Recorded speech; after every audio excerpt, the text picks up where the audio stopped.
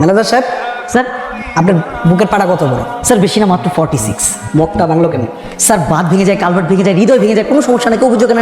Sir আমরা লোহার বা পিতলের মগ সেল করি না স্যার। আপনি আমার বাইরে ছিলেন, আপনার চাকরি খাওয়ার আগে আপনারা খেয়ে দিব।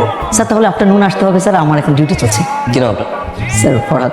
কি নাম আপনার এখানকার? স্যার আমি এখানকার ম্যানেজার। এটা কোনো নর্মাল মগ না, পারপাসে ইউজ করবে, রাইট? আপনি এটা সলভ করবেন। I am giving you 10 minutes. Shreya, Shreya, একটু দেখো, প্রবলেমটা সমাধান করো। মানে প্রোডাক্ট দেওয়ার আগে একটু দেখে দেবে, হ্যাঁ ভেঙে যায় কি করে, সব ঝামেলা যেন ফেস করতে না হয়। রং স্যার, তো আমার এই প্রোডাক্টটা বলছি না। আমি খাঙ্কা দিয়েছি, কাজ হতেই পারে না স্যার। আই জাস্ট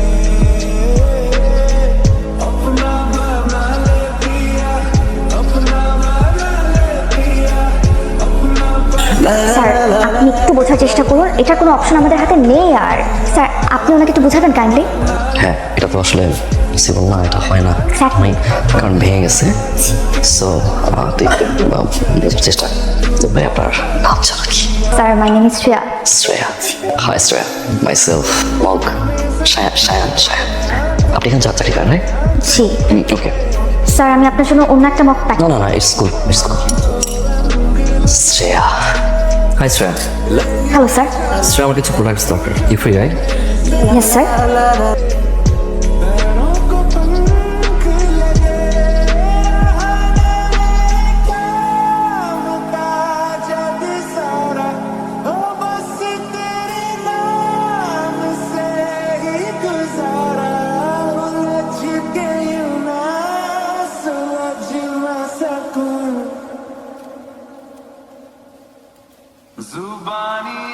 বাহ, মাশাআল্লাহ। তোমরা যে যাই বলো, সাক্ষাৎ পড়ি মেয়েকে আমার খুব পছন্দ হয়েছে। আমিও যদি একটু ধৈর্য ধরতাম না বাবা, আমি একটা পরি পেতাম। হ্যাঁ কি? বেশি ধৈর্য ধরলে তুমি পরীর মাটি পেতে। আচ্ছা বুঝছি। হ্যাঁ এ তো আমাদের খুব পছন্দ হয়েছে বাবা। মেয়েটার সাথে তো কথাবার্তা হয়েছে কিনা কিছু তো বুঝতে পারছি না। বোমা তুমি একটু জিজ্ঞেস করো না ওকে। কি রিলেশন? হ্যাঁ কি রে, বলছিস না কেন? পাত্তাই দিচ্ছে না, সব কথা অ্যাভয়েড করে। গুড, সাব্বাস। আরে এইরকম মেয়ে তো আমাদের পছন্দ। দোস্ত দেখ, ছেলেটা কি সুন্দর। ছেলে ছাড়া কি তোর লাইফে কিচ্ছু নাই? এটার মাথায় নাই ছেলে ছাড়া কিছু নাই, ঘিরের মধ্যে শুধু ছেলে। হ্যালো, কে বলছেন? হাই শ্রেয়া, শায়ান বলছি। আপনি আমার নাম্বার কোথা থেকে পেয়েছেন? নাম্বার কোথা থেকে পেয়েছি সেটা জানা ইম্পর্টেন্ট না, কেন দিয়েছি সেটা ইম্পর্টেন্ট।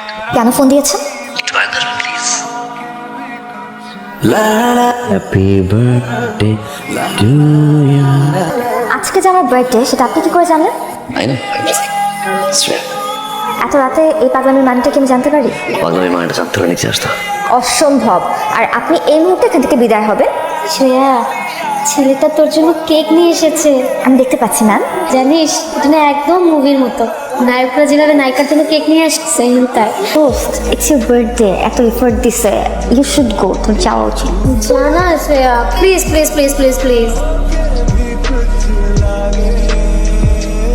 আচ্ছা, আমার একটা বয়ফ্রেন্ড থাকলে আমার জন্য এভাবেই কেক নিয়ে আসতে, তাই না? শ্রেয়া, আজকে দিনটা আমার জন্য স্পেশাল। আমার জন্য। শ্রেয়া, আমি তোমায় কিছু বলতে চাই, which is really special. Shreya, বলো। শ্রেয়া, আমি আমার ভাবি। শ্রেয়া, আমি আমি আমি আমি কি এই আমি চিরকুটটা লিখেছি, সেই চিরকুটটা করি কি দিয়ে বাসায় আসছি। বাসায় লিখে আমি গাড়ি টান দিয়ে গিয়ে বাসা থেকে চিরকুটটা লিখেছি। আরে দাঁড়া মতো কথা বলিস, বাট বলো। এই চিরকুটটা লিখেছিলি সেটা মনে নেই? বাবা।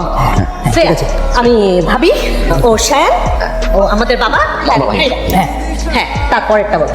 শ্রেয়া, আমি পড়ে ভালোবাসি শ্রেয়া, ভালোবাসি। আমি বলছি আমার ছেলে, হ্যাঁ ছোট ছেলে, ও খুব সাই। হ্যাঁ আমিও আমার স্ত্রীকে ওইভাবে প্রপোজ করতে পারিনি তো। আমার এই রক্ত তো ওই জন্যই। শ্রেয়া, জেনেটিক্যালি ওনারা কেউ প্রপোজ করতে পারে না, প্রপারলি কথা বলতে পারে না, কিন্তু তুমি বুঝে নিয়েছো তো, রাইট? শ্যান তোমাকে ভালোবাসে। মানে আমি তোমাকে ছাড়া বাঁচবো না। তুমি? সাইন। শ্যান বাঁচবে না।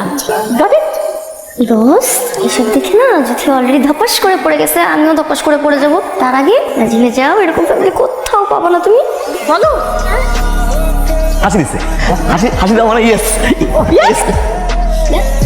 এটা পছন্দ হয়েছে? ভীষণ। আমি তোমাকে যে কি উপহার দেবো বুঝতে পারছিলাম না। সাহেবের মা খুব শাড়ি পরতে পছন্দ করতো। তোমার জন্য একটা শাড়ি এনেছি। আমি জানি না তোমার পছন্দ হবে কিনা, তবে আমার বিশ্বাস তুমি পরলে তোমাকে খুব ভালো মানাবে, একদম পরীর মতো লাগবে। দরকার ছিল না, কিন্তু থ্যাংক ইউ। আরো জরুরি কথা আছে। কি ব্যাপার হঠাৎ করে এভাবে কথা বলছো? আগে তুমি আমার কথা শোনো, আমি কলা দেওয়ার আগ পর্যন্ত তুমি কল দিবে না। কেন হরতাল? অনেকটা সেরকমই। মা না হুট করে চলে আসছে, আর মা তোমার নিঃশ্বাসও পড়তে জানে। আমার না মনে হয় মা টের পেয়ে গেছে আই এম ইন লাভ।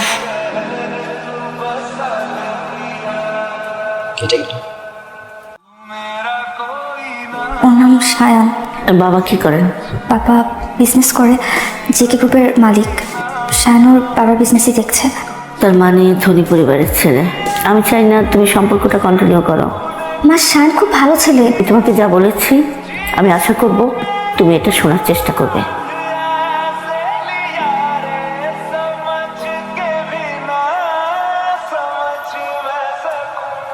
মা মা সায়ান তো কোনো দিক থেকে অযোগ্য না, কিন্তু তাও তুমি বলেছো ওর থেকে আমাকে দূরে থাকতে। কেন মা? আমি এই ব্যাপারে তোর সাথে কথা বলতে চাই না। কিন্তু মা আমার তো কারণটা জানতে হবে, আমার তো কষ্ট হচ্ছে এভাবে। মা শোন না, আমিও তোর বাবাকে ভালোবেসে বিয়ে করেছিলাম। প্রেমেরই বিয়ে ছিল। নিম্ন মধ্যবিত্ত পরিবারের সন্তান হয়ে তোর বাবার সেই উচ্চবিত্ত পরিবারে আমার অ্যাডজাস্ট করতে খুব কষ্ট হচ্ছিল। ওরা আমাকে মেনে নিচ্ছিল না। কি বলছো মা? হ্যাঁ মা, তারপর যখন একটু একটু ওরা আমাকে মেনে নিচ্ছিল, আমিও অ্যাডজাস্ট করতে শুরু করলাম। তখনই তোর বাবাকে হারালাম। তোর বাবার মৃত্যুতে সব কিছু ওলটপালট হয়ে গেল। আমাকে ওই বাড়ি থেকে বের হতে হলো। কিন্তু মা, সব পরিবারের মানুষরা তো একরকম হয় না। কিন্তু সব উচ্চবিত্ত পরিবারই সম্পত্তি নিয়ে একটা হানাহানি থাকে। আমি এই সম্পত্তির হানাহানিতে টিকতে পারিনি মা। আমি তোকে নিয়ে বের হলাম, চাকরি করলাম। আমার সেই ছোট্ট চাকরির টাকায় তোকে অনেক কষ্ট করে বড় করেছি মা। তোর জীবন আর আমার জীবন তো একই।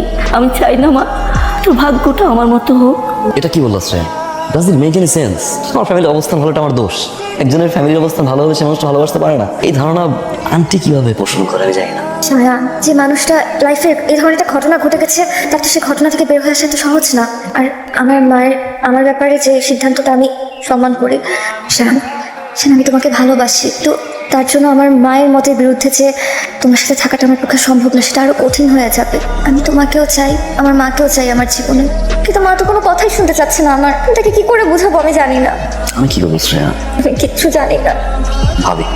কি ভাববে? আমার ভাবি। ভাবি? ভাবি। আন্টি আসসালামু আলাইকুম। ওয়ালাইকুম সালাম। ভালো আছেন? জি ভালো আছি। আপনি কি এই এলাকায় নতুন এসেছেন? আমি থাকি মফস্বলে, আমার মেয়ে থাকে। ও আচ্ছা, আপনি জব করেন ওখানে? জি। আন্টি আসলে হয়েছে কি, আপনার চেহারা একদম আমার শাশুড়ির সাথে মিলে যায়, সেজন্য আমি গাড়ি থেকে দেখে আপনাকে থামালাম। কিছু মনে করবেন না? না ঠিক আছে। আপনাকে যদি একটু বাসায় নিয়ে যেতে পারতাম খুব ভালো লাগতো আন্টি। আরেকদিন যাব, আজকে না। আন্টি প্লিজ এক কাপ চা খেয়ে চলে আসবেন, প্লিজ প্লিজ চলুন না। আচ্ছা ঠিক আছে। থ্যাংক ইউ আন্টি, আসুন। বিশ্বাস করেন আমি একদম চমকে গেছি। আপনি দেখতে হুবহু আমার বড় খালার মতো। এই কি বলছো? তুমি কি আমার চেহারা ভুলে গেছো? আন্টি চেহারা পুরো আমার মতো। দেখো দেখো ভালো মতো দেখো। মার খালার চেহারা তো একদম একই রকম ছিল। তোমরা তো খুবই মজার মানুষ। শুধু মজার মানুষ মুখে মুখে বললে তো হবে না, পাই যে